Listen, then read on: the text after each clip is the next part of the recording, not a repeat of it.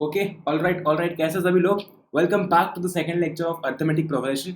और आज हम एपी का जो सेकंड टॉपिक है सम ऑफ एन टर्म्स वो पढ़ने वाले हैं। साथ ही साथ में हम ये भी पढ़ेंगे कि एक्सरसाइज कैसे कंप्लीट करनी है। तो जो एक्सरसाइज 5.2 है आज हम वो करने वाले हैं। एंड होपफुली इस लेक्चर के बाद में आपको जो चैप्टर है वो कंप्लीटली तगड़ा हो जाएगा, बिल्कुल खतरनाक हो जाएगा, बिल्कुल तबाहीदार हो जाएगा। ठीक है, सो बात कर लेते हैं। Let me just take you here. Okay, so welcome to Let's Crack Foundation and NTSC.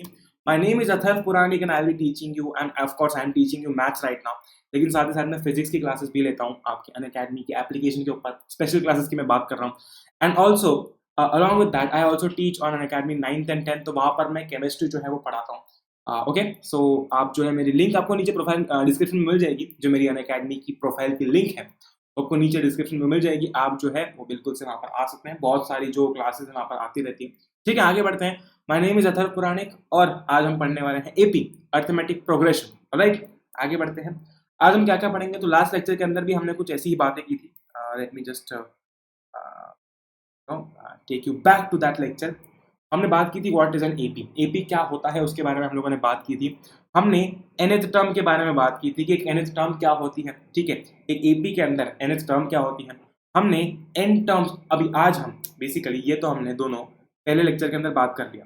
आज हम बात करने वाले हैं सम ऑफ n टर्म्स कि एक एपी का हम सम कैसे निकाल सकते हैं। और आखिरी में हम लोग बंच ऑफ क्वेश्चंस करेंगे, यानी कि हम बहुत सारे क्वेश्चंस जो है वो करने वाले हैं। ठीक है, आगे बढ़ते हैं। कोई दिक्कत कोई भी दिक्कत नहीं है, आगे बढ़े। ठीक है, ग्रेट, आगे बढ़ते हैं। ऑलराइट, अगर अभी तक आपने अनअकैडमी की जो लर्निंग ऐप है उसे इंस्टॉल नहीं किया है प्ले स्टोर से, तो आप बिल्कुल जाके प्ले स्टोर से इंस्टॉल कर सकते हैं। वहां पर आपको बहुत सारे फीचर्स देखने को मिलते हैं, बहुत सारे फीचर्स देखने को मिलते हैं। ठीक है, सो बिल्कुल से इंस्टॉल कर सकते हैं एप्लीकेशन। ऑलराइट, इसी के साथ साथ talking about the foundation and NTSC subscription. ठीक है, यहाँ पर आपको बहुत सारे सब्सक्रिप्शंस देखने को मिलते हैं, बहुत सारे सब्सक्रिप्शंस देखने को मिलते हैं, यानी कि आपको बहुत सारे प्लान्स देखने को मिलते हैं। यहाँ पर आपको 1 मंथ का, 3 मंथ का, 6 मंथ का, 12 मंथ्स और 24 मंथ्स के प्लान्स देखने को मिलते हैं। लेकिन अगर मैं बात करता हूँ 12 मंथ्स और 24 मंथ्स की, ये जो दोनों प्लान्स हैं इनमें आपको काफ़ी हेवी डिस्काउंट देखने को मिलता है।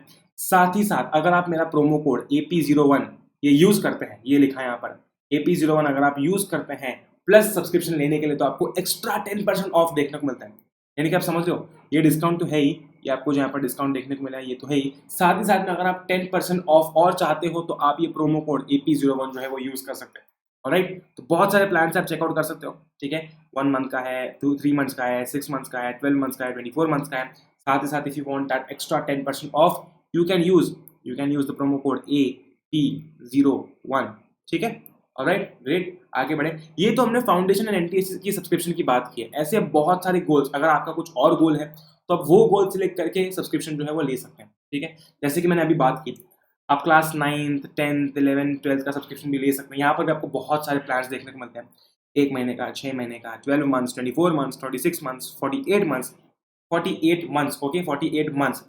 यहाँ पर भी आपको जो है वो डिस्काउंट देखने को मिलते हैं। और अगर आप AP01 ये प्रोमो कोड यूज करते हैं, ठीक है, तो आपको एक्स्ट्रा 10% ऑफ देखने को मिलता है। अब 2 साल का मतलब इस साल भी वैलिड रहेगा और अगले साल भी वो प्लान वैलिड रहेगा। ठीक है, आगे बढ़ते हैं हम। Okay, great. आज हम बात करने वाले हैं सम ऑफ एन टर्म्स की। ठीक है, सम ऑफ एन टर्म्स की जो यहाँ पर हमने लिखा हुआ है। ठीक है, अब ये बात करने से पहले हम पहले देख लेते हैं कि एक्चुअल में हमें करना क्या है। ठीक है, सो सम ऑफ फर्स्ट एन टर्म्स, यानी कि इसका क्या मतलब है वो हम समझ लेते हैं। यार ये एक एपी है, हम लास्ट लेक्चर में पढ़ के आ चुके हैं कि एपी क्या होता है, एपी को आइडेंटिफाई कैसे किया जाता है। तो यहाँ पर ये एक एपी है। हमारा जो कॉमन डिफरेंस है वो कितना है, जो मुझे बता सकता है कॉमन डिफरेंस कितना है, कितना होगा, 3 होगा। ठीक है, तो यहाँ पर जो हमारा कॉमन डिफरेंस है वो होगा 3। ठीक है, ऑलराइट। तो ये एपी ऐसे चलती जा रही है और मुझे बोला गया, ठीक है, मुझे अब यहाँ पर मैंने कितनी टर्म्स लिख रखी है, फर्स्ट टर्म लिखी है, सेकंड टर्म लिखी है, थर्ड टर्म लिखी है, फोर्थ टर्म लिखी है और फिफ्थ टर्म लिखी है। यानी कि मैंने इस पूरी एपी की 5 टर्म्स यहाँ पर लिखी हुई है। ठीक है, मुझे बोला गया कि इस एपी की पहली 5 टर्म्स का मुझे सम निकालना है, यानी कि ये जो पांचों टर्म्स हैं, ठीक है, इन पांचों टर्म्स का मुझे सम निकालना है। अब मैं करने के लिए तो इन सबको ऐड कर सकता हूँ, 1 प्लस 4, ठीक है, प्लस 7 प्लस 10 प्लस 13, इन सबको मैं ऐड करूंगा और मेरा जो आंसर है वो आ जाएगा। एक बार देख लेते हैं कितना आंसर आ रहा है। ये हो जाएगा 23, ये हो जाएगा 30, 34, 35, ठीक है, ये हो जाएगा 35। ठीक है, ऐसे मैं कर सकता हूँ, लेकिन ऐसे मैं तब कर सकता हूँ जब मेरे पास में कम नंबर ऑफ टर्म्स हो। अब मुझे बोल दिया जाए, ठीक है, अब मुझे बोल दिया जाए कि इस एपी के पहले 50 टर्म्स का सम निकालो, तो क्या मैं 1 + 4 + 7 + 10 + 13 फिर इसके बाद जो नंबर्स आ रहे हैं उन सबको ऐड करते रहूंगा जब तक मेरी 50 टर्म्स पूरी नहीं हो जाती?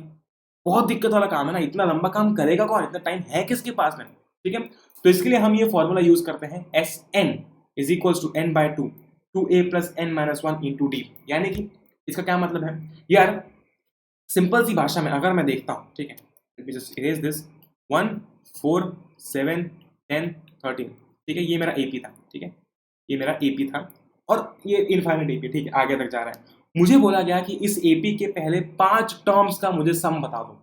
कितने टर्म्स का? फर्स्ट 5 टर्म्स का मुझे सम बता दो। हमने जब इसे सॉल्व किया था तो अपना आंसर क्या आया था? अपना आंसर आया था 35, ठीक है। अब इस फॉर्मूला से, ठीक है, इस फॉर्मूला से एक बार देख लेते हैं कि आंसर सही आ रहा है या फिर नहीं आ रहा है, ठीक है। एस एन की जगह क्या आएगा? 5। क्यों आएगा? अब पहले एक बार फॉर्मूला देख लेते हैं, ठीक है, पहले एक बार फॉर्मूला देख लेते हैं। फॉर्मूला के अंदर लिखा हुआ है एस एन का मतलब उन एन टर्म्स का सम, ठीक है, उन एन टर्म्स का सम, ठीक है। n/2 n क्या है? n मतलब नंबर ऑफ टर्म्स, ऑलराइट। जितने टर्म्स का हमें सम फाइंड आउट करना है वो जो नंबर ऑफ टर्म्स है वो वहां पर हमें लिखनी है, ठीक है। 2 × a, ये a क्या होगा? ये हो जाएगी फर्स्ट टर्म किसी भी एपी की, ठीक है, किसी भी एपी की जो फर्स्ट टर्म होती है, जैसे कि इस केस में 1 जो है वो a हो जाएगा। क्यों? क्योंकि वो इस एपी की फर्स्ट टर्म है। आगे देखते हैं, प्लस n-1, अगेन n मतलब क्या? Number of terms, into d मतलब क्या होता है? कॉमन डिफरेंस, ठीक है, ग्रेट। तो सबसे पहले तो इस एपी के अंदर हम जानते हैं कि हमारा a जो है वो कितना है? वो है 1। हमारा d जो है वो कितना है? वो है 3, ठीक है। हमें कितने टर्म्स का हमें सम फाइंड आउट करना है? तो 5 टर्म्स का करना है। तो n की जगह पर क्या आ जाएगा? 5 आ जाएगा, ठीक है। तो मैं लिख देता हूँ S5 = 5/2। क्यों? क्योंकि 5 टर्म्स का निकालना है। 2 × a का मतलब a कितना होगा? 1 प्लस n-1 × d, ठीक है। अब n कितना है यहाँ पर? n कितना है यहाँ पर? n कितना है? 5 है, -1 × d कितना है? ये रहा d हमारा 3। तो ये पूरा का पूरा जो फॉर्मूला है हमारा लग चुका है। अब इसको सॉल्व कर लेते हैं। S5 कितना हो जाएगा? 5/2, ठीक है, 5/2 ये हो जाएगा 2 × 1 2 प्लस 5 - 1 4, ठीक है, × 3 12, ऑलराइट ग्रेट। ये हो जाएगा 5/2 इंटू कितना हो जाएगा? ये 5/2 इंटू 14 हो जाएगा। जब मैं इसे कट करूंगा तो ये हो जाएगा 7, और 7 × 5 कितना होता है? 35, ठीक है, 35। अब आपको इस लगेगा कि नहीं यार ये वाला इजी था, सबके सब ऐड कर दिए, ठीक है। 5 टर्म्स के लिए मान लिया, 6 टर्म्स के लिए मान लिया, 7 8 9 10 टर्म्स के लिए मान लिया कि हमने सारी की सारी 10 टर्म्स उठाई और सबको ऐड कर दिया। लेकिन जब हम बोलेंगे कि भाई पहली 50 टर्म्स का सम बताओ, पहली 100 टर्म्स का सम बताओ, तब हमें ये फॉर्मूला लगाना ही पड़ेगा। क्यों लगाना पड़ेगा? क्योंकि हम 100 टर्म्स को बार बार ऐड नहीं करने बैठेंगे। अगर 100 टर्म्स को ऐड करते बैठेंगे, जैसे कि 1 + 4 + 7 + 10 + 30 + 16 + 19, ऐसा कितनी देर तक करते रहेंगे? तब तक करते रहेंगे जब तक हमारी 50 टर्म्स पूरी नहीं हो जाती। अभी 1 टर्म पूरी हुई, 2 टर्म पूरी हुई, 3 4 5 6 7 8, ऐसे हमें 50 टर्म्स पूरी करनी पड़ेगी। लेकिन इस फॉर्मूला के केस में बस S50 पुट कर देंगे। क्यों? क्योंकि हमें 50 टर्म्स का निकालना है। इस n की जगह भी 50 पुट कर देंगे, ठीक है, जब हमें पहली 50 टर्म्स का सम निकालना हो तो, ठीक है। 2 × a कितना है? 1 प्लस वापस से n की जगह पर 50 पुट कर देंगे, इंटू d कितना है? 3 है। ये सॉल्व करेंगे तो हमारा आंसर आ जाएगा, ठीक है। इतना अगर सॉल्व करेंगे तो हमारा आंसर आ जाएगा। बस इतना ही था सम ऑफ फर्स्ट n टर्म्स में, ठीक है, ग्रेट। ऑलराइट, तो हमने सम ऑफ फर्स्ट n टर्म्स का पहला फॉर्मूला देखा, क्या था हमारा? n/2, ठीक है, n/2 2a प्लस, ठीक है, 2a प्लस n-1 × d, ये हमारा फॉर्मूला था, ओके। अब मान लेते हैं जैसे कि ये एपी था 1 4, ठीक है, 1 4 7, ठीक है, dot dot dot dot dot dot dot 13, ठीक है। मुझे ये बोला गया कि भाई इस एपी के अंदर, ठीक है, इस एपी के अंदर मैं तुम्हें ये बताता हूं कि एपी की आखिरी टर्म कौन सी है, यानी कि एपी की जो लास्ट टर्म है उसकी वैल्यू कितनी है। तो इस केस में कितनी दिख रही है हमें? 13। तो इस एपी का जो आखिरी टर्म है उसकी वैल्यू कितनी है? 13, ठीक है। जो लास्ट टर्म हम बोल सकते हैं यहाँ पर जो हमारी लास्ट टर्म है वो 13 है, ठीक है। क्यों है? क्योंकि वो आखिरी में आ रही है, ऑफ कोर्स, ऑलराइट, ठीक है। लास्ट टर्म 13 है। अब जरा मैं ये सेकंड वाला फार्मूला देखता हूँ। Let me change the colour, बहुत ज़्यादा बोर हो गया मैं कलर को देखते देखते अब। ओके, सो पेन का कलर क्या करें, ग्रीन कर देते हैं, ग्रीन कर देते हैं। ये फार्मूला एक बार देखते हैं। इस फार्मूला के अंदर भी हमें n देखने को मिल रहा है। n मतलब नंबर ऑफ टर्म्स, ठीक है, n मतलब नंबर ऑफ टर्म्स। ये जो AP है, इस AP के अंदर मुझे बोला गया कि 5 नंबर ऑफ टर्म्स है, ठीक है, 5 टर्म्स है, ठीक है, ग्रेट। अब मुझे निकालना है सम। तो ये फॉर्मूला थोड़ा अलग सा नहीं लग रहा? यहाँ पर यार बहुत सारी चीजें थी, लेकिन यहाँ पे सिर्फ a प्लस एल लिखा हुआ है। ये l लिखा है, आई नहीं है, l लिखा हुआ है, ठीक है। l का मतलब क्या होता है? l का मतलब होता है लास्ट टर्म। इसका ये मतलब है कि मैं ये फॉर्मूला तब यूज कर सकता हूं जब मुझे एक क्वेश्चन के अंदर ये बोला जाए कि कितनी टर्म्स हैं, यानी कि कितनी टर्म्स का सम निकालना है, यानी कि हमें n बता दिया जाए। दूसरा, हमें ये बता दिया जाए कि पहली टर्म कौन सी है, और तीसरा, हमें ये बता दिया जाए कि आखिरी टर्म कौन सी है। अगर ये 3 चीजें हमें बता दी गई तो हम ये फॉर्मूला जो है वो यूज कर सकते हैं, या हम ये फॉर्मूला निकाल सकते हैं सम निकालने के लिए। लगा के देखते हैं एक बार, ठीक है, लगा के देखते हैं। सेम एपी है, बस मैंने ये किया है यहाँ पर मैंने ये किया है कि इस आखिरी टर्म को हाईलाइट किया है ताकि हम ये वाला फॉर्मूला यूज कर सकें। एक बार जब क्वेश्चन सॉल्व कर लेंगे ना तो सब डाउट्स क्लियर हो जाएंगे, ठीक है। तो s कितनी नंबर ऑफ टर्म्स है? 5। S5 is equals to 5/2। क्यों? क्योंकि 5 टर्म्स है। a क्या हो जाएगा? a हो जाएगा हमारा 1 लगा दूं यहाँ पर, प्लस n क्या हो जाएगा? n हो जाएगा l क्या हो जाएगा? l हो जाएगा 13। क्यों हो जाएगा? क्योंकि आखिरी टर्म क्या है? 13 है। ग्रेट, सॉल्व करो इसको, ये हो जाएगा 5/2 इंटू 14। सेम आंसर नहीं आ रहा? जब मैं इसे कट करके लिखता हूँ आंसर आ रहा है 35। सेम आंसर नहीं आ रहा?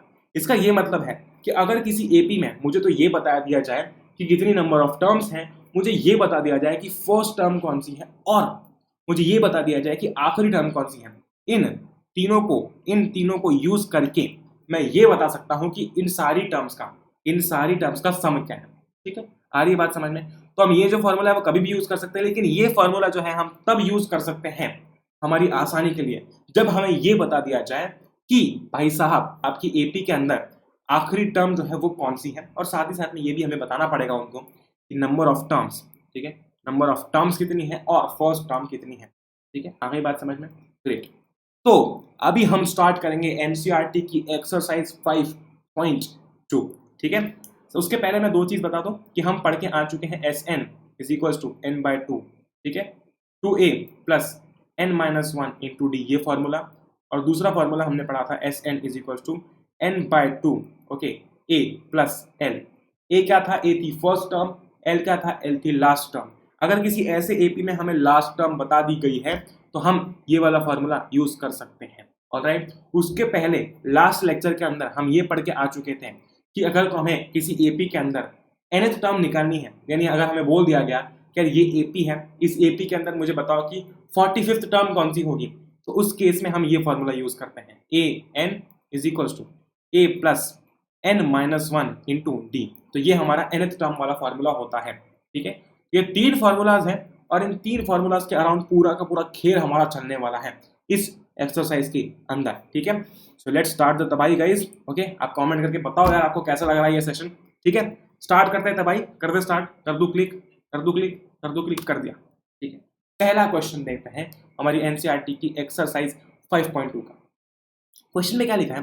Fill in the blanks in the following table given that a is the first term, d is the common difference and nth term and the nth term of the AP। Okay, great. मतलब ये a है first term, d मतलब common difference, n मतलब number of terms, और an मतलब nth term, ठीक है, nth term. पहले क्वेश्चन के अंदर, पहला क्वेश्चन स्टार्ट करते हैं। पहले के अंदर हमें दे दिया गया है a कितना दे दिया गया है? 7 दे दिया गया है। d कितना दे दिया गया है? 3 दे दिया गया है। नंबर ऑफ टर्म्स कितनी होती है ये हमें दे दिया गया है। अब हमें इसकी nth टर्म फाइंड आउट करनी है। हमने nth टर्म का बिना दिमाग लगाए पहले तो हमें फॉर्मूला क्या पता है वो लिख देते हैं, an is equals to a plus n-1 into d. ये फॉर्मूला है हमारा, ओके ग्रेट। अब हमें इस फॉर्मूला में से क्या क्या चीजें दे दी गई है? क्या हमारे पास में a है? a है, ठीक है। तो मैं यहाँ पर a की जगह पर लिख दूंगा 7 प्लस ब्रैकेट स्टार्ट कर देता हूँ। क्या हमें n दिया गया है? क्या हमें नंबर ऑफ टर्म्स दी गई है? 8 दी गई है, लिख दूं 8, 8 माइनस 1 इंटू कॉमन डिफरेंस कितना दिया गया है, कॉमन डिफरेंस दिया गया है 3 लिख दूं, ठीक है। मेरे पास में सब आ चुका है, तो अब मैं ये an फाइंड आउट कर सकता हूँ। an कितना हो जाएगा, अगर कभी कोई कैलकुलेशन मिस्टेक होती है so I will rectify it, but you know ऐसा होता है कि कभी हम सब इंसान ही हैं तो गलतियां होती रहती हैं, ठीक है। तो कभी बाय मिस्टेक होती है so I will rectify it, and if you find out any mistake अब बिल्कुल से कमेंट करना कि ऑफ कोर्स हम सब साथ में सीखेंगे, साथ में आगे बढ़ेंगे। ऑलराइट, ये पढ़ते हैं 7 प्लस ये कितना हो जाएगा 7, 7 इंटू 3 21, तो ये कितना हो जाएगा 28, ठीक है। ये हो जाएगा हमारा 28, सही है। एक बार वापस चेक कर लेते हैं, 8 माइनस 1 7, 7 से 21, 21 प्लस 7 ग्रेट। यानी कि हमारी जो nth टर्म आई है वो यहाँ पर कितनी आई है 28, तो इसका आंसर क्या हो जाएगा 28 हो जाएगा, ठीक है। आ रही वाइब समझ में, great, great job, amazing job, okay. अब आगे बढ़ते हैं, सेकंड क्वेश्चन करते हैं। मैंने थोड़ी सी स्पेस बढ़ा ली है क्वेश्चन सॉल्व करने के लिए, सेकंड क्वेश्चन करते हैं। अब सेकंड क्वेश्चन के अंदर हमें a दे दिया गया है, a कितना है -18, हमें d नहीं दिया गया है, फाइंड आउट करना है, ठीक है। हमें नंबर ऑफ टर्म्स कितनी है, 10 है, ये दे दिया गया है, और हमें nth टर्म क्या है उसके बारे में भी बता दिया गया है, ठीक है। nth टर्म क्या है उसके बारे में भी हमें बता दिया गया है, वो है 0, ठीक है। वापस लगा दें फॉर्मूला, क्या था formula, an is equals to a plus, ठीक है, n माइनस 1 इंटू डी, ठीक है, ग्रेट। an दिया हुआ है, बिल्कुल दिया हुआ है, कितना है 0, इज इक्वल्स टू, क्या a दिया हुआ है, बिल्कुल दिया हुआ है, कितना है -18, प्लस n, क्या n दिया हुआ है, बिल्कुल दिया हुआ है, तो हो जाएगा 10 माइनस 1 इंटू, क्या d दिया हुआ है, नहीं, इसका मतलब हमें d निकालना है ठीक है। तो क्या हम इस इक्वेशन से d निकाल सकते हैं, हमारे लिए बच्चों वाला खेल है, बिल्कुल हलवा है, मैं d निकाल सकता हूँ यहाँ पर, 0 हो जाएगा -18, ठीक है, प्लस d, ठीक है, इंटू 10 माइनस d, क्या मैं सही लिख रहा हूँ, देख लेते हैं एक बार, d 10 से मल्टीप्लाई होगा, d -1 से मल्टीप्लाई होगा, इतना तो हम जानते हैं, तो d इंटू 10 हो जाएगा, यानी कि 10d हो जाएगा, और माइनस हो जाएगा d, लिख देता हूँ इसको और सिंप्लीफाई करके, -18 प्लस 10d माइनस d, यहाँ पर हो जाएगा 0, ठीक है। अगर मैं इसे फर्दर सॉल्व करूंगा तो ये हो जाएगा -18 प्लस 9d, ठीक है, थोड़ा सा ऊपर लेकर जाता हूँ इसको। अब अगर मैं ध्यान से देखता हूँ और अगर मैं इस -18 को एलएचएस में लेकर जाता हूँ तो ये 18 पॉजिटिव हो जाएगा, तो 18 हो जाएगा 9d के बराबर, ठीक है। तो d कितना आएगा 18/9 यानी कि 2, तो मेरा जो आंसर है, जो कॉमन डिफरेंस है वो आ जाएगा 2, सेकंड केस में मेरा कॉमन डिफरेंस आ जाएगा 2, ओके ग्रेट। आ रही है वाइब, समझ में आ रही है, ग्रेट। आगे बढ़ते हैं, ओके। तीसरा क्वेश्चन, एक बार तीसरा क्वेश्चन भी कर लेते हैं, फिर चौथा पांचवा आप ट्राई करेंगे, और मुझे नीचे जरूर बताएंगे कमेंट्स के अंदर कि आपका आंसर क्या है, ठीक है। तीसरा क्वेश्चन देखते हैं। अब तीसरे क्वेश्चन में पासा पलट चुका है। अब हमें यहाँ पर a जो है वो नहीं दिया गया है, हमें फाइंड आउट करना है। क्या हमें d दिया गया है -3, हाँ बिल्कुल दिया है। n कितना दिया गया है 18, ठीक है। an कितना दिया गया है -5, ओके। यानी कि हमें यहाँ पर कॉमन डिफरेंस दे दिया, नंबर ऑफ टर्म्स दे दी, nth टर्म दे दी। अब हमें फर्स्ट टर्म क्या है ये निकालना है, बिना दिमाग लगाए, कुछ भी नहीं आता, बिना दिमाग लगाए हम लिख देंगे हमारा formula, an is equals to a plus n minus 1 into d, ये हमारा फॉर्मूला होता है, ग्रेट। यहाँ पर nth टर्म कौन सी है, -5 दी हुई है, ये रही, -5 लिख दूँ, -5 लिख दिया, ओके ग्रेट। ए क्या है, फाइंड आउट करना है, नहीं पता, ठीक है, तो मैं ए को ऐसे लिख देता हूँ, हमें इसको निकालना है, प्लस n कितने हैं, n कितना है मतलब 18 है, 18 है, तो ये हो जाएगा 18 माइनस 1, और कॉमन डिफरेंस कितना है -3 है, तो इंटू हो जाएगा -3, ओके। आ रही वाइब समझ में, ग्रेट। तो -5 हो जाएगा a प्लस, ठीक है, 17 into -3, okay right, great, -5 I'm so sorry is equals to a plus 73 से कितना होता है 51 होता है, 51 होता है, ग्रेट 51 होता है। अब इंटू -3 कर रहे हैं तो ये -51 हो जाएगा, ठीक है। इसको आगे अगर मैं फर्दर सॉल्व करता हूँ तो -5 हो जाएगा a -51, ठीक है। -51 को RHS में ले जाऊँ, मैं LHS में ले जाऊँ, सॉरी ले जाऊँ, बिल्कुल पक्के से, ओके। तो ये हो जाएगा 51 -5 इज इक्वल्स टू a, तो मेरा जो ए निकल कर आएगा वो आएगा 46, ठीक है। मेरी जो फर्स्ट टर्म होगी वो होगी 46, ओके, वो होगी 46। तो हमारा थर्ड क्वेश्चन भी जो है वो हो चुका है। अब फोर्थ और फिफ्थ क्वेश्चन आप एक बार खुद से ट्राई करना, दोनों ही सेम टू सेम क्वेश्चन है, बस फोर्थ वाले के अंदर हमें एन फाइंड आउट करना है और फिफ्थ वाले के अंदर हमें nth टर्म फाइंड आउट करनी है। बड़ा ही सिंपल क्वेश्चन है, आपसे आराम से हो जाएगा। अब हम लोग पढ़ते हैं अगले क्वेश्चन पे। Great. Second question, 30th term of the AP 10 7 4 is. तो यहां पर यार हमें सबसे पहले तो एपी दे दी गई है। जैसे ही हमें एपी दे दी जाती है, हम सबसे पहला काम ये करेंगे कि उसकी फर्स्ट टर्म लिख देंगे, उसका नंबर ऑफ टर्म्स लिख देंगे, और ठीक है उसके बाद में हम ये लिख देंगे कि हमें कौन सी चीज फाइंड आउट करनी है, और कॉमन डिफरेंस के बारे में भी लिख देंगे। ठीक है, तो हमें एपी क्या दिया है 10 7 4। इसमें फर्स्ट टर्म क्या होगा ए, कितना होगा 10। कॉमन डिफरेंस क्या होगा a2 माइनस a1 यानी कि 7 माइनस 10 यानी कि -3। ठीक है, तो कॉमन डिफरेंस कितना है मेरा -3। गलती से भी ये मिस्टेक मत करना कि 3 लिख देंगे, क्योंकि हमेशा हम ये चीज जानते हैं कि हम सेकंड टर्म में से फर्स्ट टर्म को माइनस करते हैं। डी हो जाएगा हमारा -3। ग्रेट, ए आ गया, डी आ गया। हमें क्या फाइंड आउट करना है, ठीक है, हमें क्या फाइंड आउट करना है, हमें फाइंड आउट करना है कि 30th टर्म क्या होगी इस एपी की। ये जो एपी यहाँ पर दिया हुआ है, इस एपी की 30th टर्म क्या होगी। Alright, great. तो मुझे फॉर्मूला क्या पता है, मुझे फॉर्मूला ये पता है कि a n is equals to a plus, ठीक है, n-1 इंटू डी होता है। Right, a n is equals to a plus n-1 into d होता है। ऑल राइट, मैं एक और चीज जानता हूं, ठीक है, मैं ये एक और चीज जानता हूं कि 30th टर्म निकालने के लिए, 30th टर्म निकालने के लिए मैं सीधा, अगर मैं a30 लिखता हूं, मैं इसको ऐसा लिख सकता हूं a प्लस 29d। याद है हम बात करते थे कि अगर हमें फोर्थ टर्म लिखनी है, ठीक है, let me change the colour, अगर मुझे फोर्थ टर्म लिखनी होती है, अगर मुझे just a second, blue, okay, अगर मुझे फोर्थ टर्म लिखनी है तो मैं इसको a प्लस 3d लिख सकता हूँ। ठीक है, अगर मुझे फिफ्थ टर्म लिखनी है तो मैं इसे a प्लस 4d लिख सकता हूँ। उसी तरह अगर मुझे 30th टर्म फाइंड आउट करनी है तो मैं a प्लस 29d लिख सकता हूँ। कुछ नहीं, जो नंबर ऑफ टर्म जो नंबर ऑफ टर्म हमें फाइंड आउट करनी है उसमें से एक माइनस करके d के आगे लगा देंगे।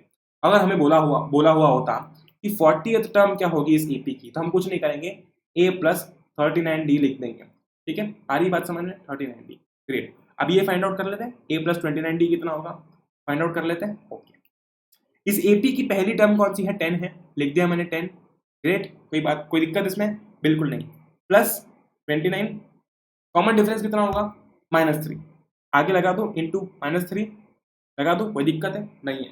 ठीक है, इज इक्वल्स टू हो जाएगा 10 प्लस 29 इंटू 3 कितना होता है, सॉल्व करके देख लेते हैं। 29 इंटू 3 कितना होता है। देखो जब भी है ना ऐसा लगे आपको कि यार क्या होगा, तो सॉल्व करके देख लेना चाहिए, क्योंकि शायद आप जो दिमाग में अपने सोचो और वो गलती से वहां पर लिख दो, शायद वो सही ना हो, तो सॉल्व करना हमेशा बेस्ट रहता है। 29 इंटू 3 कितना होगा, ये हो जाएगा 7, 2 हो जाएगा कैरी ओवर, 3 2 6, 87, ये हो जाएगा 87 और आगे लग जाएगा -87। क्यों, क्योंकि हम 29 को -3 से मल्टीप्लाई कर रहे हैं सॉरी, हम 29 को -3 से मल्टीप्लाई कर रहे हैं। तो अब ये कितना हुआ 10 प्लस -87 यानी कि 10 -87 यानी कि ये कितना हो जाएगा, ये हो जाएगा -77। क्या इस चारों ऑप्शन के अंदर हमारे पास -77 है? हाँ हाँ हाँ बिल्कुल है, आंसर हो जाएगा हमारा सी। कुछ भी नहीं किया, मुझे 30th टर्म फाइंड आउट करनी थी। 30th टर्म को मैं कैसे लिख सकता हूँ, a प्लस 29d, खत्म बात, यहीं पर ही बात खत्म हो गई। हमें क्वेश्चन के अंदर a दिया हुआ है, d दिया हुआ है, 7 - 10 - 3 दिया हुआ है। आगे बात समझ में, इससे हमारा 30th टर्म जो है वो आ जाएगा। ग्रेट, आ रही बात समझ में, ओके ऑल राइट ग्रेट, इसका आंसर था -77। ठीक है, सेकेंड क्वेश्चन की बात करते हैं, इसी क्वेश्चन के अंदर सेकेंड पार्ट की बात करते हैं। 11th term of the AP -3 -1/2 2 is. अब यहाँ पर यार हमें 30th टर्म निकालनी थी, यहाँ पर हमें 11th टर्म निकालनी है। वही सेम खेल खेलेंगे, a 11, अब मुझे बताओ क्या लिख सकते हैं, a plus 12d, a plus 11d, a plus 10d, a plus 10d लिखेंगे, क्योंकि हम जानते हैं जो भी नंबर की टर्म फाइंड आउट करनी होती है उसमें से एक माइनस करके d के आगे लगा देते हैं, a प्लस 10d हो जाएगा। ठीक है, ग्रेट। एपी क्या दिया है, एपी दिया है हमें, एपी दिया है -3 -1/2 2, ठीक है, dot dot dot dot dot. -1/2 में से जब मैं 3 को सब्ट्रैक्ट करूंगा तो मेरे पास में कॉमन डिफरेंस आ जाएगा। थोड़ा सा कॉम्प्लिकेटेड लग रहा होगा लेकिन वो है नहीं। तो ये हो जाएगा -1/2 + 3, ठीक है, यानी कि उल्टा अगर लिखता हूँ तो 3 -1/2 हो जाएगा। ओके, 3 -1/2 हो जाएगा, इज इक्वल्स टू कितना हो जाएगा 5/2। क्यों? क्योंकि फिर मैं एलसीएम लूंगा और दुनिया भर के काम करूंगा। तो मेरा जो कॉमन डिफरेंस है वो कितना आ रहा है? वो आ रहा है 5/2, ठीक है। तो मेरे पास में ए कितना है? ए हो गया -3। क्यों? क्योंकि इस एपी की पहली टर्म कौन सी है? -3। मेरे पास में डी कितना हो जाएगा? डी हो जाएगा 5/2। क्यों? हमने अभी फाइंड आउट किया। पुट कर दें, ए की वैल्यू पुट कर देंगे, डी की वैल्यू पुट कर देंगे। ओके, ए -3 प्लस 10 इंटू डी कितना हो जाएगा? 5/2 लिख दिया मैंने यहाँ पर। ग्रेट। -3 ये कट जाएगा तो ये हो जाएगा 5 इंटू 5 हो जाएगा 25। -3 प्लस 25 कितना हो जाएगा? -22, ठीक है। सॉरी, -3 प्लस 25 कितना हो जाएगा? 22 प्लस 22 होगा। क्यों? क्योंकि 25 बड़ा है। आंसर आ जाएगा 22। क्या इस क्वेश्चन के अंदर मुझे 22 ऐसा ऑप्शन दिया हुआ है? बिल्कुल दिया हुआ है। मेरा आंसर क्या हो जाएगा? 22 हो जाएगा, ठीक है। कुछ नहीं किया, कुछ भी नहीं किया हमने, बस 11th टर्म फाइंड आउट करनी थी, ठीक है। 11th टर्म फाइंड आउट करनी थी तो इसको लिख दिया a + 10d। अब a की वैल्यू क्वेश्चन में दी हुई है, d की वैल्यू हम निकाल सकते हैं दो टर्म्स को माइनस करके, आ गया आंसर, ठीक है। तो ऐसे होते हैं ये क्वेश्चन, बड़े ही सरल से, बड़े ही आसान से। अगले क्वेश्चन पे चलते हैं, ठीक है। अगले क्वेश्चन पे चलते हैं। इन the following APs find the missing terms in the boxes. ये हमें बॉक्सेस दिए हुए हैं। ये पहला क्वेश्चन है, दूसरा क्वेश्चन है, तीसरा क्वेश्चन है, चौथा क्वेश्चन है, पांचवा क्वेश्चन, ठीक है। इसके अंदर, ठीक है, इसके अंदर हमें ये जो बीच में बॉक्सेस मिसिंग है इनकी वैल्यू फाइंड आउट करनी है, ठीक है। तो जब मैं पहला एपी देखता हूं तो कुछ ऐसा दिया हुआ है 2, फिर एक बॉक्स है, फिर 26 लिखा हुआ है। यानी कि पहली टर्म पता है, दूसरी टर्म नहीं पता, तीसरी टर्म पता है। पहली टर्म यानी कि ए की वैल्यू कितनी है? 2। अब यहां पर हम डी निकाल नहीं सकते क्योंकि मैं कैसे निकालूंगा ना, मैं इसमें से इसको माइनस नहीं करूंगा क्योंकि मैं कंसेक्यूटिव टर्म की बात करता हूँ और जो कंसेक्यूटिव टर्म है अगली ही टर्म मिसिंग है, तो डी का तो खेल नहीं खेल सकता मैं एक काम कर सकता हूँ यार, मुझे ये पता है कि ए की वैल्यू कितनी है? 2 है। 26 कौन सी टर्म है? 26 हमारी थर्ड टर्म है, ठीक है, थर्ड टर्म है। ओके, थर्ड टर्म को मैं कैसे लिख सकता हूँ? थर्ड टर्म या फिर a3 को मैं लिख सकता हूँ a + 2d, ठीक है। थर्ड टर्म क्या है? 26 है। ओके, a क्या है? 2 है प्लस 2d। क्या मैं यहां से d निकाल सकता हूं? क्या मैं यहां से d निकाल सकता हूं? बिल्कुल निकाल सकता हूं, निकाल लेता हूं। d कितना हो जाएगा? 26 - 2 = हो जाएगा ये 2d, तो d मेरा आ जाएगा 12। कैसे आएगा? हम सॉल्व कर लेंगे। ये हो जाएगा 24, 2 नीचे आ जाएगा, d हो जाएगा 12। ओके, d आ चुका है, a है। अब हम पूरी की पूरी a भी बना सकते हैं, सिर्फ ये सेकंड टर्म नहीं, तो हम आगे की भी टर्म्स बता सकते हैं, ठीक है। तो कुछ नहीं करूंगा मैं, 2 में 12 ऐड कर दूंगा, मेरे पास में आ जाएगा 14, ठीक है। तो ये जो यहाँ पर मिसिंग बॉक्स है वहां पर कितना आ जाएगा? 14। क्यों? क्योंकि हमारा कॉमन डिफरेंस 12 था, तो जैसे ही मैं 2 के अंदर 12 ऐड करूंगा मुझे मिल जाएगा 14। सॉल्व कैसे किया? बड़ा ही सिंपल। पहली टर्म कितनी है? 2 है। थर्ड टर्म कितनी है? a + 2d = 26 है। a की वैल्यू पुट कर दी, d की वैल्यू निकल गई। बस जब जैसे ही d की वैल्यू आ गई, a पता है, उसमें हमने 12 ऐड कर दिया और आंसर निकाल लिया 14। ये हो गया हमारा आंसर, ठीक है। ग्रेट। ओके, सिमिलरली यहां पर हमें सेकेंड टर्म के बारे में पता है और फोर्थ टर्म के बारे में पता है। पहली टर्म के बारे में नहीं पता है और तीसरी टर्म के बारे में भी नहीं पता है, ठीक है। ग्रेट। सेकेंड टर्म यानी कि a2 यानी कि a + d, ठीक है। तो सेकेंड टर्म को हम कैसे लिखते हैं? a + d। a + d कितना है यहाँ पर? a + d है यहाँ पर 13। सिमिलरली जब मैं फोर्थ टर्म की बात करता हूं तो फोर्थ टर्म को हम कैसे लिख सकते हैं? a4 = a + 3d, a + 3d = 3। Okay, अब मेरे पास में दो इक्वेशंस हैं। मेरे पास में ना तो a है ना तो d है, लेकिन जब मेरे पास में दो वेरिएबल्स हैं और दो इक्वेशंस हैं तो क्या मैं अपना आंसर निकाल सकता हूं? बिल्कुल निकाल सकता हूं। मेरे पास था, मुझे पहले बोला गया यार कि a + d जो है वो 13 के बराबर है। क्यों? क्योंकि ये 13 जो है वो है सेकेंड टर्म और सेकेंड टर्म को लिखने के लिए हम यूज करते हैं a + d, ठीक है। 3 जो है वो है फोर्थ टर्म, फोर्थ टर्म को लिखने के लिए हम यूज करते हैं a + 3d। आंसर कितना है? 3। अगर मैं इन दोनों इक्वेशंस को सॉल्व कर लूं, equation number 1 and equation number 2। तो क्या मुझे मेरा आंसर मिल जाएगा? क्या मुझे मेरा ए और डी और उसी के साथ साथ ये मिसिंग टर्म्स मिल जाएंगी? बिल्कुल मिल जाएंगी। अगर मैं सेकेंड इक्वेशन में से फर्स्ट को माइनस करता हूँ तो ये हो जाएगा ए प्लस 3d माइनस, ब्रैकेट लगा देते हैं, a plus d is equal to 13 minus 3 minus 13, 3 minus 13। Okay great. A से ए कट जाएगा, क्यों कटेगा? ऑफकोर्स सेम है, ए माइनस ए 0 हो जाएगा। 3d माइनस डी कितना होगा? अब हम ब्रैकेट ओपन कर रहे हैं ऑफकोर्स, तो 3d माइनस डी कितना होगा? 2d। तो 2d आ जाएगा, ठीक है, 2d आ जाएगा हमारा -9 के बराबर। गलत हुआ ना, -10 के बराबर हो जाएगा, ठीक है, -10 के बराबर हो जाएगा। ओके 2d हमारा हो जाएगा -10 के बराबर। तो d कितना हो जाएगा?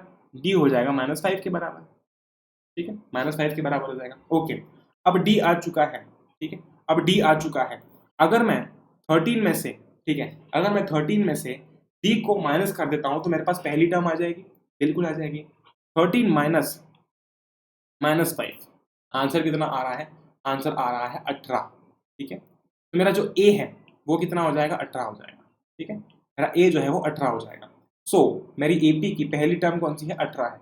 आ गई। कैसे आई? कुछ भी नहीं किया, सेकेंड टर्म में से हमने d को सब्ट्रैक्ट कर दिया। जैसे ही हमने d को सब्ट्रैक्ट किया मेरे पास पहली टर्म आ गई, क्योंकि हम पहली टर्म में अगर d को ऐड करेंगे तो सेकेंड टर्म मिलती है। उसी तरीके से अगर सेकेंड टर्म में से d को सब्ट्रैक्ट करेंगे तो पहली टर्म मिल जाएगी। सिमिलरली अब मुझे थर्ड टर्म निकालनी है, ठीक है। थर्ड टर्म कैसे डिनोट करते हैं? Let me change the colour. Third term कैसे डिनोट करते हैं हम? ऑलराइट, a प्लस 2d इससे, ठीक है। थर्ड टर्म हमें निकालनी है।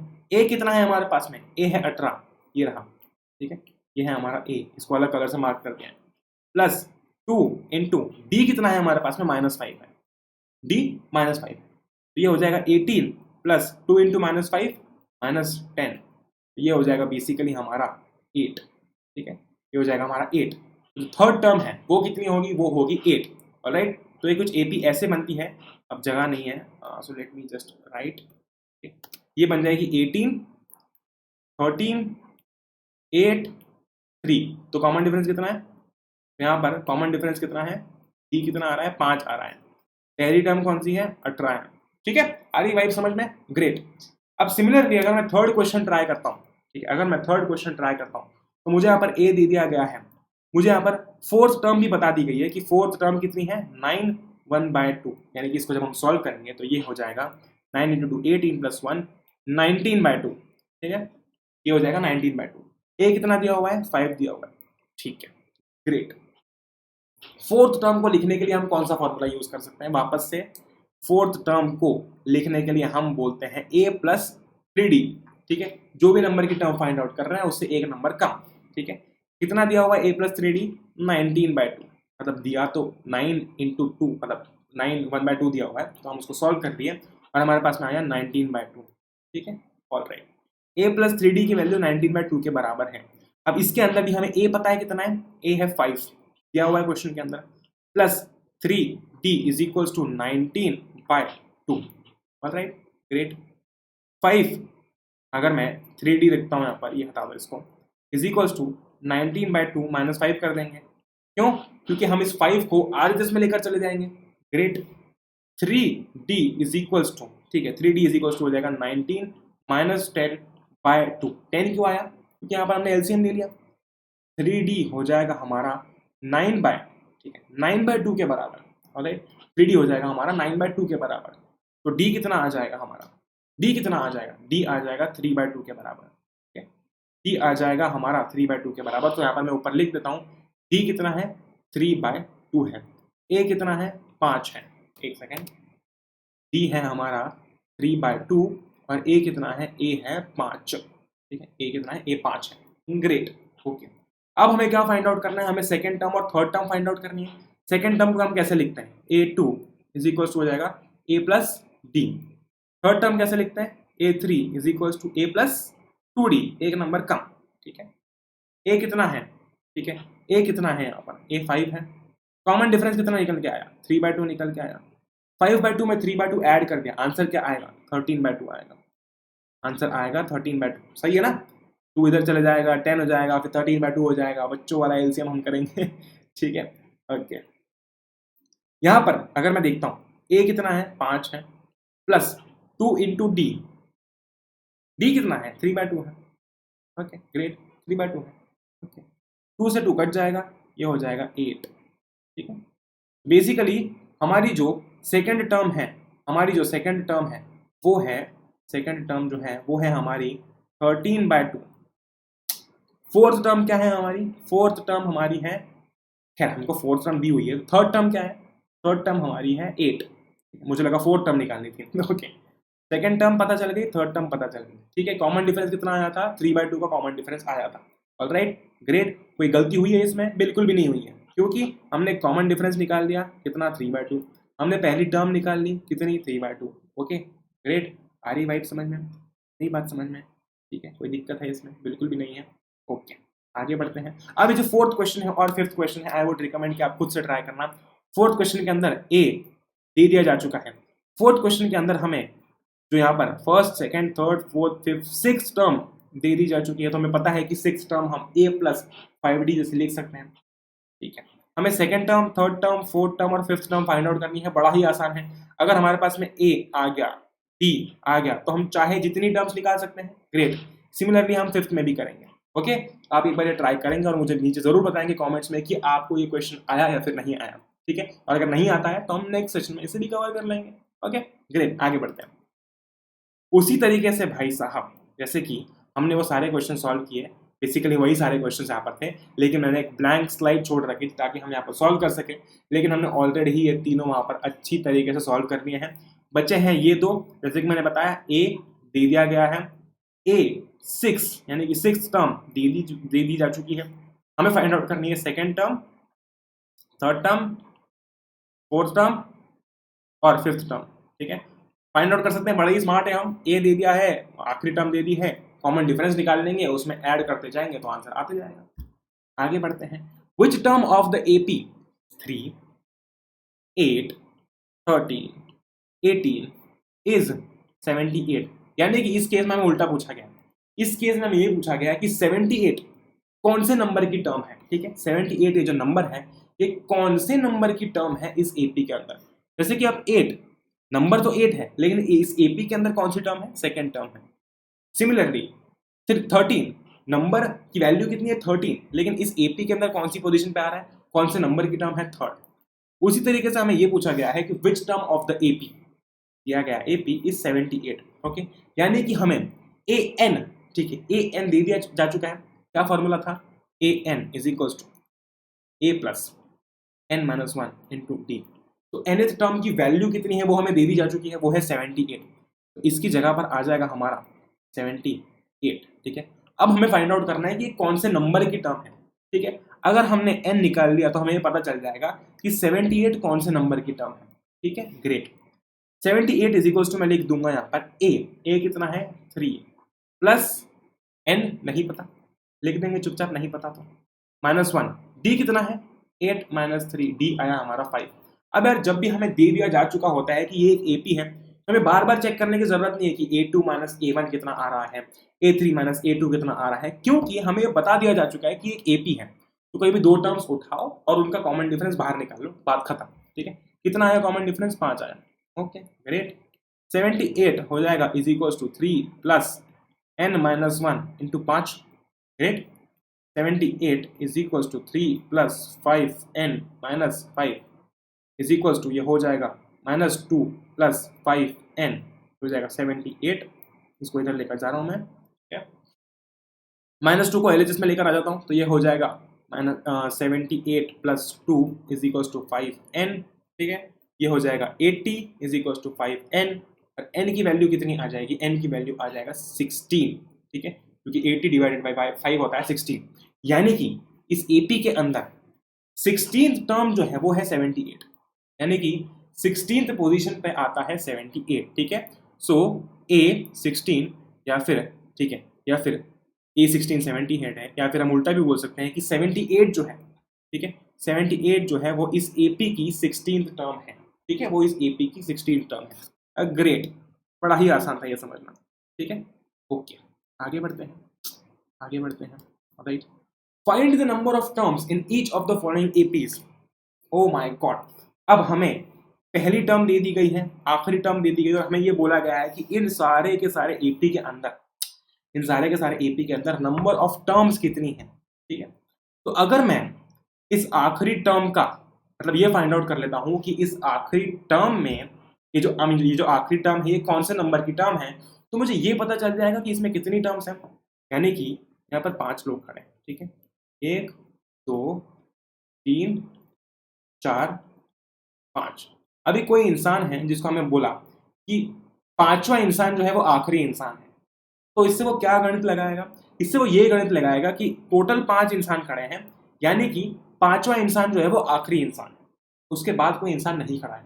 सिमिलरली अगर 4 कार खड़ी है, 1 2 3 4, ठीक है, तो चौथी कार आखिरी कार है, यानी कि टोटल कार्स कितनी है, 4 है, लेकिन चौथी कार आखिरी कार है, इसके बाद एक भी कार नहीं है। सिमिलरली 205 जो है वो आखिरी नंबर है, यानी कि जिस भी पोजीशन पर आ रहा है वो आखिरी पोजीशन है, वो आखिरी नंबर ऑफ टर्म है, उसके आगे एक भी नंबर नहीं है। हम देख सकते हैं 205 आखिरी नंबर है, तो अगर हम ये फाइंड आउट कर लेते हैं कि 205 कौन सी टर्म है, ठीक है, 205 कौन सी टर्म है, तो हमें ये भी पता चल जाएगा कि टोटल टर्म्स कितनी है। एक बार समझ लेते हैं कैसे। ठीक है, तो फॉर्मूला क्या होता है, a n is equal to a plus n minus 1 into d, ये फॉर्मूला होता है हमारा। ऑलराइट, हमें ये पता है। ठीक है, a n is equal to a plus n minus 1 into d, हमारा ये फॉर्मूला होता है। ऑलराइट, हमें अब ये पता है कि 205 जो है वो हमारी nth टर्म है, क्योंकि हम इस टर्म की बात कर रहे हैं, इस नंबर की बात कर रहे हैं 205। अगर हमने ये फाइंड आउट कर लिया कि कौन से नंबर की टर्म है, अगर हमने ये फाइंड आउट कर लिया कि ये कौन से नंबर की टर्म है, तो हमें ये पता चल जाएगा कि नंबर ऑफ टर्म्स कितनी है, क्योंकि आखिरी टर्म है। इस केस में ए क्या है, 7 है, प्लस एन नहीं पता, माइनस 1 इंटू कॉमन डिफरेंस कितना है, 13 माइनस 7 इज इक्वल टू 6, तो ये हमारा कॉमन डिफरेंस है। डी कितना आ रहा है 6, ठीक है, into 6। Alright, 205 is equal to 7 plus 6n minus 6, bracket मैंने खोल दिया। All right, 205 is equal to 6n plus 1, 7 minus 6 1 हो गया। 204 is equal to 6n, 1 LHS में चले गया, तो n कितना हो जाएगा, 204 बाय 6 हो जाएगा। अगर मैं डिवाइड मार के देखता हूँ बड़े ही हमारे प्यारे से तरीके से, ठीक है, तो ये 6 है, बेसिकली ये हो जाएगा 6 3 18, 0 2 4 34, ठीक है। इसका मतलब ये है कि 205 जो है, 205 जो है वो इस एपी के अंदर 34th टर्म है, ठीक है, 34th टर्म है, और ये आखिरी टर्म है, इसके आगे एक भी टर्म नहीं है। इसका ये मतलब हुआ कि अगर 205 34th टर्म है, इसका सीधा सा ये मतलब होता है कि 34th आखिरी टर्म है, ठीक है। देख सकते हैं हम साफ साफ 205 के बाद में कोई नंबर नहीं आ रहा है, इसका मतलब ये है कि 205 आखिरी टर्म है, और ये कौन से नंबर की टर्म है, 34th नंबर की टर्म है। इसका मतलब ये है कि इस एपी के अंदर, ठीक है, इस एपी के अंदर n यानी कि टोटल नंबर ऑफ टर्म्स है 34, ठीक है। अब सिमिलरली हम क्वेश्चन नंबर 2 के साथ में सॉल्व करके देखेंगे। एक बार हम ट्राई करेंगे, कुछ नहीं करेंगे, इसमें भी कुछ भी नहीं करना है, बस सेम टू सेम खेल लगाना है। आखिरी नंबर जो है, अगेन आखिरी नंबर जो है वो आखिरी टर्म होगी, इसके आगे कोई भी टर्म ही नहीं होगी। मान लेते हैं फॉर एग्जांपल ये 23rd टर्म है फॉर एग्जांपल, ठीक है, ग्रेट, ओके, ऑलराइट, ये 23rd टर्म है, इसके आगे कोई भी टर्म नहीं है, यानी कि 23rd टर्म आखिरी टर्म है, तो number of terms, total number of terms कितने हो जाएंगे, वो हो जाएंगे 23। क्यों, क्योंकि 23 के आगे तो कोई टर्म्स है ही नहीं, ठीक है। तो हम सेकंड क्वेश्चन एक बार खुद से ट्राई करेंगे, सॉल्व करेंगे। ग्रेट, आगे बढ़ते हैं। Check whether -150 is a term of the AP 11852। हमें अब ये बोल दिया गया है कि -150 ये जो नंबर है वो इस एपी में आता है या फिर नहीं आता है, बस इतना फाइंड आउट करना है, ठीक है। अब लास्ट लेक्चर के अंदर मैंने एक चीज बताई थी कि जो n होता है, ठीक है, हम जब लिखते हैं ना a n is equal to a plus n minus 1 into d, वो कभी भी फ्रैक्शन या फिर नेगेटिव नहीं आता है, ठीक है, या फिर नेगेटिव नहीं आता है। क्यों नहीं आता है, क्योंकि मैंने वो चीज़ भी लास्ट लेक्चर के अंदर बताई थी कि अगर यहाँ पर 5 लोग खड़े हैं, 1, ये है 2, ठीक है, ये है 3, ये है 4 और ये है 5, ये है 5। अब अगर कोई ऑब्जर्वर यहाँ से देख रहा है, तो वो मान लेते कि ये इंसान इनका इंटरव्यू ले रहा है, इन सबका इंटरव्यू ले रहा है, ठीक है, यहाँ पर एक असिस्टेंट भी खड़ा हुआ है, ठीक है। इस असिस्टेंट को इस बॉस ने बोला कि जाओ तीसरे नंबर के आदमी को भेज दो, तो समझ में आता है कि हाँ तीसरे नंबर का आदमी ये है, ठीक है। फिर बोला कि लेफ्ट से दूसरे नंबर के आदमी को भेज दो, तो हाँ इसको भेज दो। लेकिन अगर बॉस ने बोला कि जाओ 3.5वें नंबर पे जो आदमी खड़ा है उसको लेकर आओ, तो ये असिस्टेंट तो कंफ्यूज हो जाएगा ना। 3.5वां नंबर क्या होता है? हम कभी ऐसा बोलते हैं क्या कि इसकी रैंक 4th बनी, इसकी रैंक 3rd बनी, या तो 4th रैंक बनेगी या तो 3rd रैंक बनेगी, 3.5 रैंक थोड़ी ना बनेगी। 3.5 रैंक किसी की बनती है। इसका मतलब n फ्रैक्शन नहीं हो सकता, n या तो 1 होगा या तो 2 होगा, 1.5 नहीं होगा, 1.1 1.2 कुछ भी नहीं होगा, कोई भी फ्रैक्शन नहीं होगा। सिमिलरली n नेगेटिव नहीं हो सकता। क्यों? क्योंकि हमने कभी ऐसा बोला है क्या कि मेरी रैंक -5th आई है। ये जो रैंक वाला खेल है, नंबर वाला खेल है, ये तो हमेशा पॉजिटिव ही होता है ना। मतलब कोई भी इंसान ये नहीं बोल सकता कि -4th नंबर पे जो बुक रखी हुई है वो मुझे बहुत पसंद है। ऐसा कभी कोई बोलता है? माइनस कोई लगाता है? नहीं लगाता। यानी कि अगर, ठीक है, हमें यहाँ पर फॉर्मूला कौन सा लगाना है? an is equal to a plus n minus 1 into d, ठीक है, n माइनस 1 इंटू डी। यहाँ पर अगर ये n फ्रैक्शन नहीं आया, ठीक है, फ्रैक्शन नहीं आया और नेगेटिव नहीं आया और सीधा आ गया पॉजिटिव, ठीक है, तो हम ये निश्चिंत हो जाएंगे इस बात से कि ये जो -150 है, ये जो -150 है वो इस एपी का टर्म है। क्यों? क्योंकि अगर -150 ने ये इक्वेशन सेटिस्फाई करा दी और n जो है उसको पॉजिटिव लेकर आ गया, तब हम समझ जाएंगे कि हाँ ये इस एपी का टर्म है। कैसे वो समझ लेते हैं? तो an यानी कि हम -150 की बात कर रहे हैं इज इक्वल्स टू a कितना है? 11 प्लस n नहीं पता, n निकालेंगे, देखेंगे कि फ्रैक्शन आ रहा है, नेगेटिव आ रहा है या पॉजिटिव आ रहा है। -1 कॉमन डिफरेंस कितना है? 8 minus 11 a2 minus a1 which is equal to -3, ठीक है, a2 minus a1 which is equal to -3, ठीक है, इनटू हो जाएगा -3। आ रही वाइब समझ में? Great. -150 is equal to 11 plus, ठीक है, 11 प्लस ब्रैकेट बड़ा कर देता हूँ अब, -3n प्लस 3, ठीक है, -3n plus 3, all right, great. -150 is equal to 11 minus 3n plus 3 which is equal to 14 minus 3n is equal to -150, ठीक है। अब मैं 14 को एलएचएस में लेकर जाऊँ, फिर सॉल्व करेंगे हम। ये हो जाएगा -150 minus 14 is equal to -3n, बिल्कुल हो जाएगा -3n, है ना, बिल्कुल हो जाएगा -3n। ओके, ठीक है, ओके, ग्रेट। -150 माइनस 14 कितना हो जाएगा? -150 माइनस 14 कितना हो जाएगा? 164। सिर्फ नहीं, आगे माइनस लगेगा, is equal to -3n, minus से माइनस कट जाएगा। अब यहाँ पर मेन खेल शुरू होगा। अगर n एक पॉजिटिव इंटीजर आ गया, उस केस में -150 जो है वो इस एपी का टर्म है। अगर n फ्रैक्शन या फिर नेगेटिव आ गया तो -150 एपी का टर्म नहीं है, ठीक है। 164 डिवाइड बाय 3 कितना होता है? 164 डिवाइडेड बाय 3 कितना होता है? सॉल्व करके देखें। 164 डिवाइड बाय 3 कितना होता है? 5, carry over 4। Oh my God, okay, oh my God. यहाँ पर मैं देख सकता हूँ कि मेरा जो आंसर है वो आने वाला है डेसिमल में, यानी कि फ्रैक्शन में। तो 164/3 जो है वो बेसिकली डिविजिबल नहीं है, ये एक फ्रैक्शन है, ठीक है।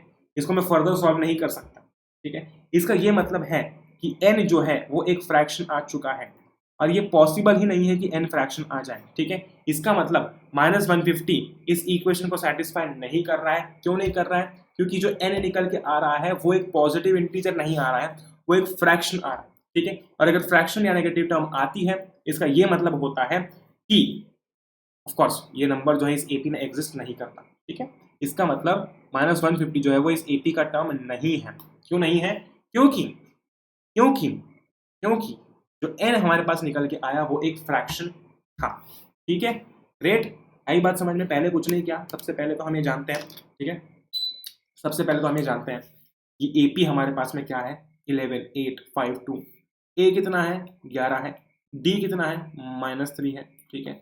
चेक कर लेंगे, -150 is equal to a plus n minus 1 d. ये लगा के a है, n तो निकाल लेंगे। अगर n पॉजिटिव आता है, सिर्फ और सिर्फ एक पॉजिटिव इंटीजर आता है, जैसे 1 2 3 4 5 ऐसे ऐसे ऐसे, तो हम मानेंगे कि -150 इस एपी का टर्म है।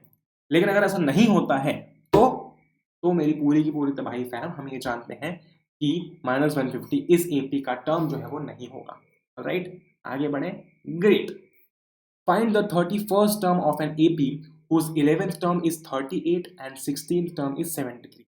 ओके, हमें साफ साफ बोला गया है 11th टर्म, ठीक है, 11th टर्म यानी कि A11 कैसे लिख सकते हैं हम?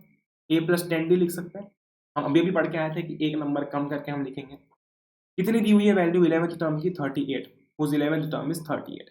सिमिलरली 16th टर्म, ठीक है, यानी कि A16, इसको हम कैसे लिख सकते हैं? A प्लस 15D, ठीक है, A plus 15D is equal to 73।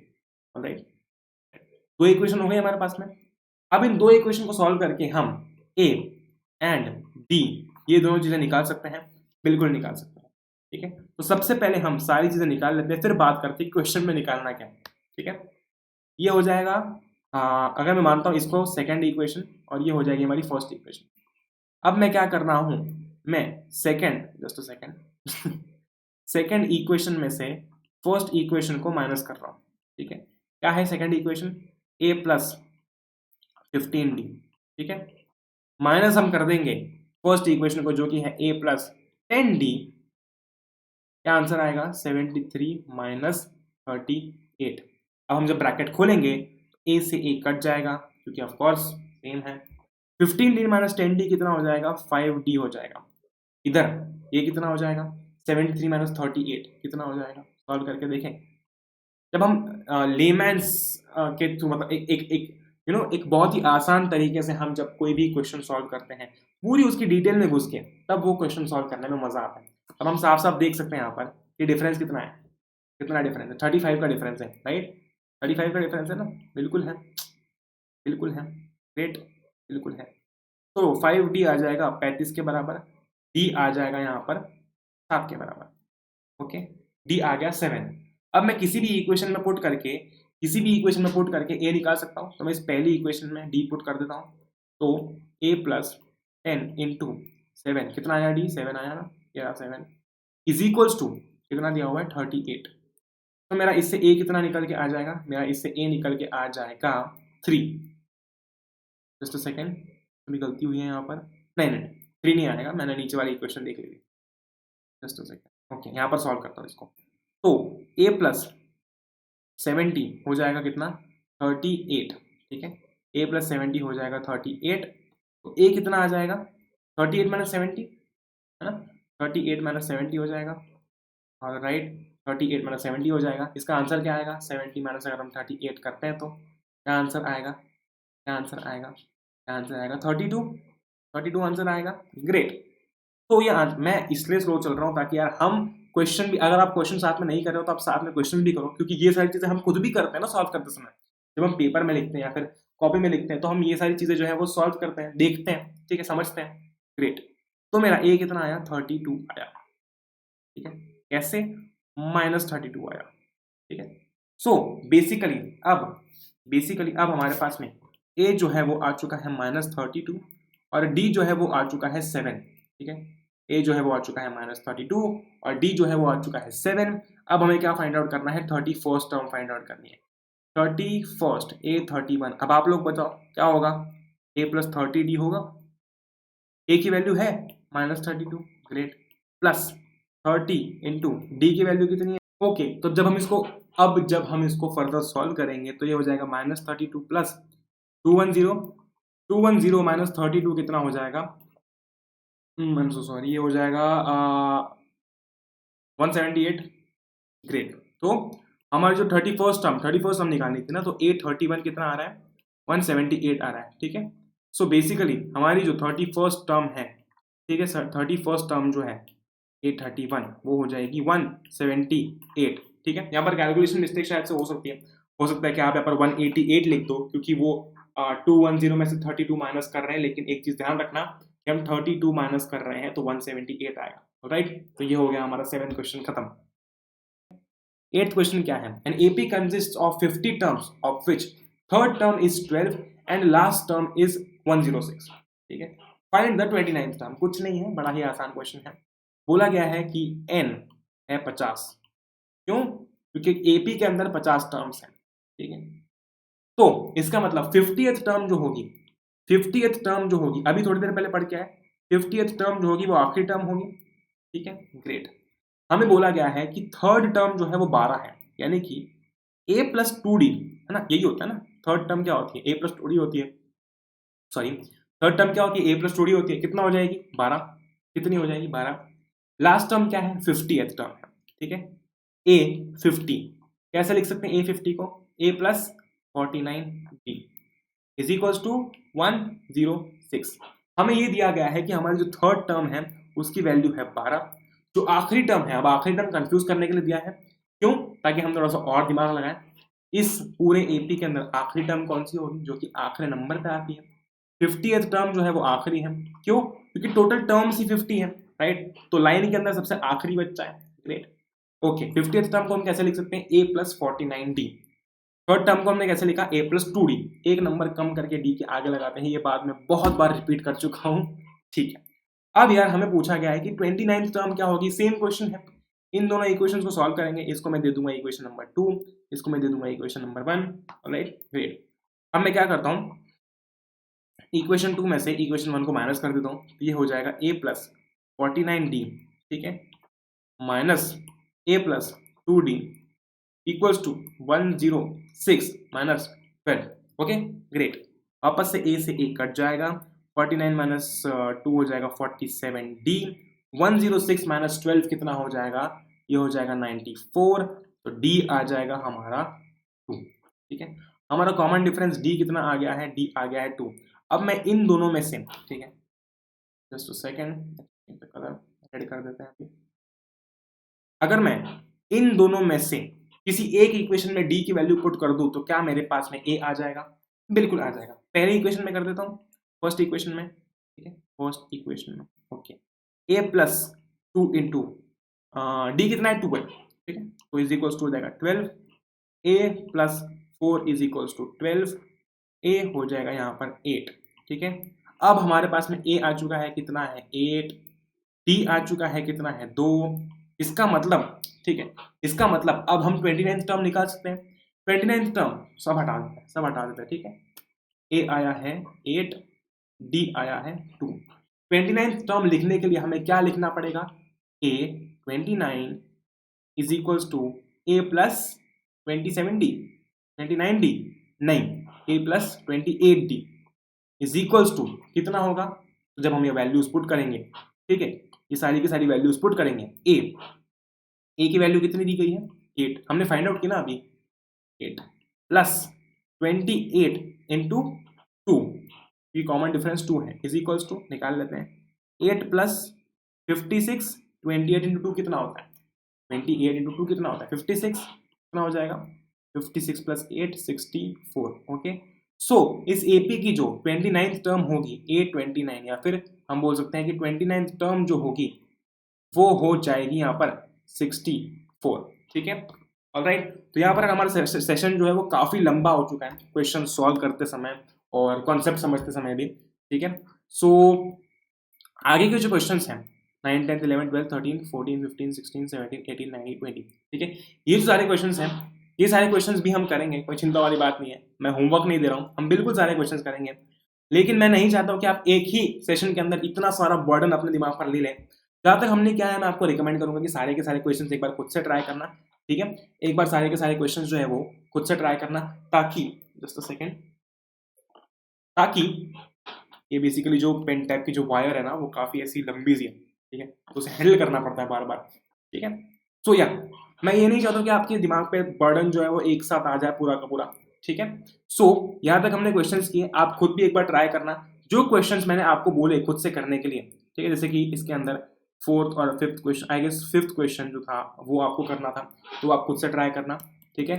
मैं आपको अगले लेक्चर में मिलूंगा इन सारे क्वेश्चंस के सोल्यूशन के साथ में, 9 से लेकर 20 तक। होपफुली हमारा पूरा का पूरा चैप्टर फिर खत्म हो जाएगा और आप जो है बिल्कुल उस चैप्टर में मास्टर हो जाएंगे, ठीक है। सो आई होप कि आप सभी लोग सेफ होंगे यार। अगर अभी तक आपने चैनल को सब्सक्राइब नहीं किया है सो आई वुड रिकमेंड कि आप चैनल को सब्सक्राइब कर लेना। ओके, मैं आपको मिलता हूँ जनरली इस चैनल के ऊपर, मैं आपको अनअकैडमी 9th एंड 10th इस चैनल के ऊपर भी मिलता हूँ, ठीक है। साथ ही साथ में मैं आपको स्पेशल क्लासेस पर भी मिलता हूँ, ठीक है। अगर आप मेरा कोड AP01 यूज करते हैं, ठीक है, अगर आप मेरा कोड AP01 यूज करते हैं और प्लस सब्सक्रिप्शन लेते हैं तो आपको और 10% ऑफ देखने को मिलेगा इस कूपन कोड से या फिर इस प्रोमो कोड से, ठीक है। सो आई होप कि आप सभी लोग सेफ हैं यार, ठीक है यार। जय हिंद, वंदे मातरम, एंजॉय करो यार, will meet in the next one, till then.